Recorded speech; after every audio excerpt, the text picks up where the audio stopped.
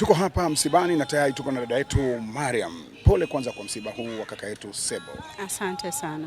Nitamani kufahamu jinsi ambavyo ulipata taarifa na vile ambavyo ulikuwa unafahamiana naye enzi za uhai wake kaka yetu Sebo ambaye ametangulia mbele ya haki. Kiukweli mimi na Sebo tulijuana kipindi cha nyuma sana tulipokuwa tunafanya kazi East African Radio. Nilifanya naye kazi kama miaka mitatu kabla ya kuhamia Clouds. Nilifahamiana naye kama mtangazaji na pia alikuwa ni rafiki ambaye tulikuwa tunajadiliana mambo tofauti. Hata kipindi hichi nilipokuwa nimehamia Clouds, tulikuwa tunaongea mambo mengi kuhusiana na masuala ya biashara. Alikuwa akipata biashara, huwa alikuwa ananipigia simu, Mariam, kuna mtu fulani sehemu fulani unaweza kwenda kumuona. Kwa hivyo ni mtu fulani ambaye alikuwa na roho ya kipekee yake kiukweli.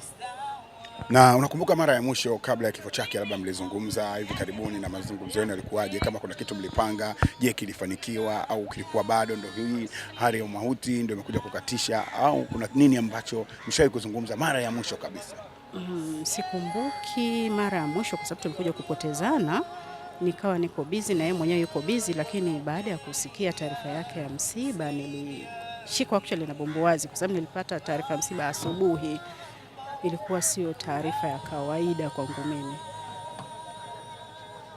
Na baada ya hapo Mariam ulifanya nini baada ya kupata taarifa kama ndugu, rafiki, lakini pia ulikuwa ukifanya naye kazi siku za nyuma East Africa?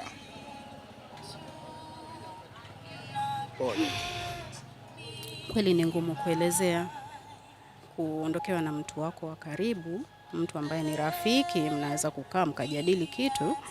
Kweli sio taarifa rahisi kuipokea.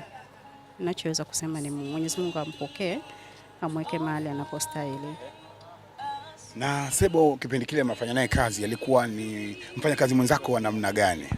Sebo alikuwa tu ni mfanyakazi, ingawa tulikuwa kwenye vitengo viwili tofauti. Mimi nilikuwa niko idara ya masoko, yeye yuko idara ya utangazaji. Kwa hivyo kuna baadhi ya vitu unajua vitengo hivyo viwili havikosekani kujuana kwa vovote vile. Kwa hiyo ilikuwa ni idara ambayo iko karibu sana kwenye upande wa kazi. Kwa kweli ninashukuru sana kujuana naye na kwa ushirikiano wake. Wote tunatakiwa tu kumuombea Mwenyezi Mungu amlaze mahali pema peponi. Pole sana. Asante. Ili kuwa mwanafamilia bora wa Global TV, usisahau kusubscribe, like, kushare na kucomment. Baada ya kusubscribe, bonyeza alama ya kengele ili kupata taarifa kwa kila video inayopanda Global TV Online.